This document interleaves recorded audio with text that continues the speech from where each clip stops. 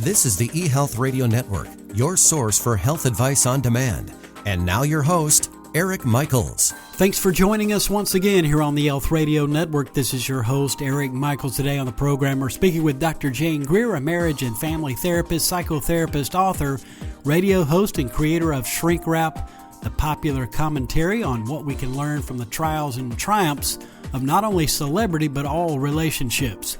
She's the author of 6 books, including her latest, Am I Lying to Myself? How to Overcome Denial and See the Truth. And Dr. Greer, thanks for joining us here today. Thank you. It is a pleasure to be here. Thank you for having me.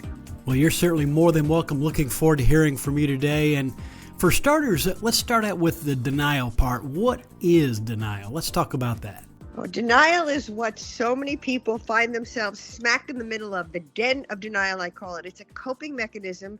It's how we deal with the unpleasantries in life, from small situations to major upheavals. And basically, we tell ourselves it's not so bad. It could be worse. The reality is it's bad and it's worse. And just that response alone, I'm sure, has gotten the attention of the audience. So what do you look for to recognize denial in yourself, and what are the red flags? Talk to us about that as well. Well, I think so many times people are mired in hope. And I talk about the elements of denial, wishing and hoping. People wish for things to happen the way they want them to. They see things occurring the way they wish it would be, and then they keep hoping. So, for example, you want your partner to propose, your boyfriend, or you want your boyfriend to propose, and you keep wishing and hoping, but it's 3 years down the road and you're in what I call a going nowhere relationship and he's not proposing, but you're stuck in denial because maybe next month or maybe when you take that trip, he will. And that scenario occurs for so many people in so many different instances. Now, Dr. Greer, how do you know if you're dealing with someone who is in denial? Well, that is the question of the hour. When someone's in denial, they think they're right. They believe what they say and see, and they are closed to whatever suggestion or advice or opinion you might want to offer. So if you think a colleague is working too long and getting taken advantage of by the boss, and you start to tell her what she could do or what you think is happening, you're going to be met with, no, he's working hard. You're going to be met with denial. If you try and tell a sister that you think she needs to lose weight, or is she really taking good care of herself, not exercising, you're going to be met with, no, I'm fine. I'm okay. I don't need to go to the gym. Or, yeah, I hear you. And then they're just going to discount immediately what you say. More often than not, you're going to butt heads with somebody. When you try and get close up and inch into somebody's denial, you're usually getting into the combat zone.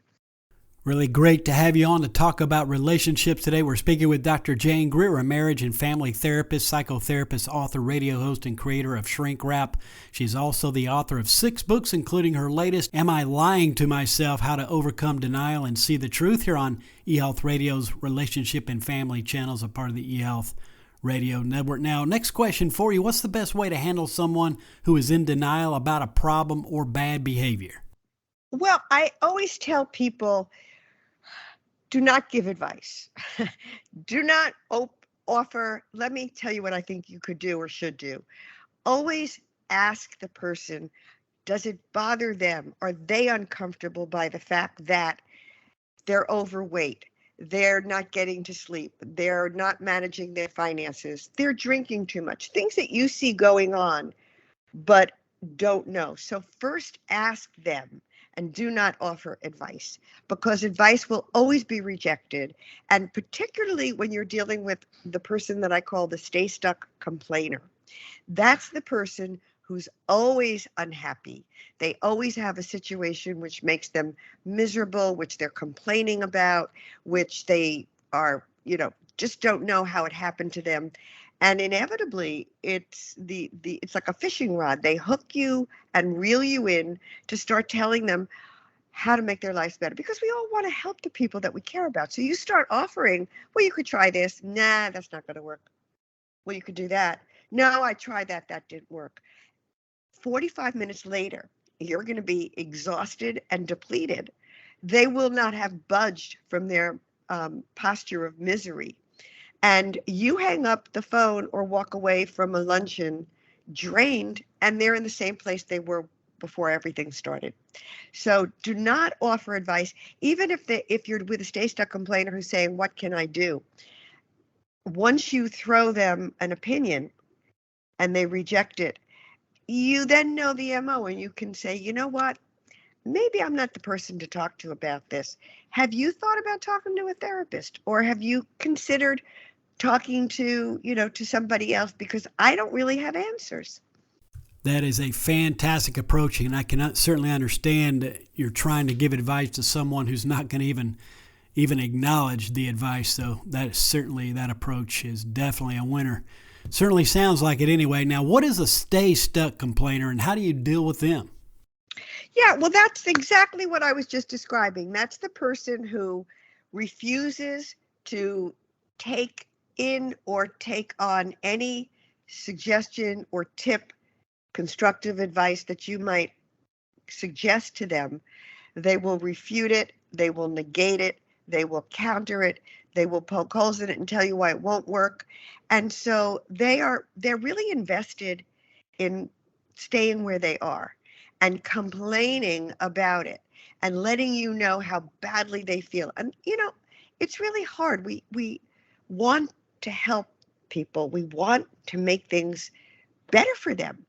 So it's very tempting. Everybody dives headfirst into the water with the stay stuck complainer of trying to give them suggestions or tips to make it better. It's only when you realize you're, screaming to the wind, you're not going to get through, you're not going to get heard, and you don't have to make it better for them. You just have to listen for a little while. And I even encourage people to put a time limit on how long you're going to stay on the phone or spend time, so that you're not pulling your hair out after an hour of complaints. I say to people, you can get on the phone and say, listen, I just wanted to catch up. I have 20 minutes and then I'm going to have to go. So that you can even time limit your time with a stay stuck complainer, so that you don't feel weighted down and pulled under by them. Dr. Greer, really appreciate your spending a moment with us here today on eHealth Radio and for the insight and information shared with us on this program. But before you go in conclusion, any closing thoughts, a takeaway, a tip, or anything else you'd like to make mention of as we do conclude today? Well, denial, it's the new buzzword. Denial is the Houdini of the heart. Denial is ignore that man behind the curtain. The truth is that we all have denial. When we confront our denial, as painful or as difficult as it can be to see the facts, to see what's in front of us, to see reality, when you do, you can then make choices, have options, and actually take control of your life to make it better and to be stronger. When you're in denial, you're basically in limbo. Things stay the same, but very often the things that stay the same are the things which make you unhappy and feeling badly. So seeing through denial, overcoming it and seeing the truth empowers you, enables you to take your life on, tackle it, and get to higher ground to live a happier, more fulfilling life.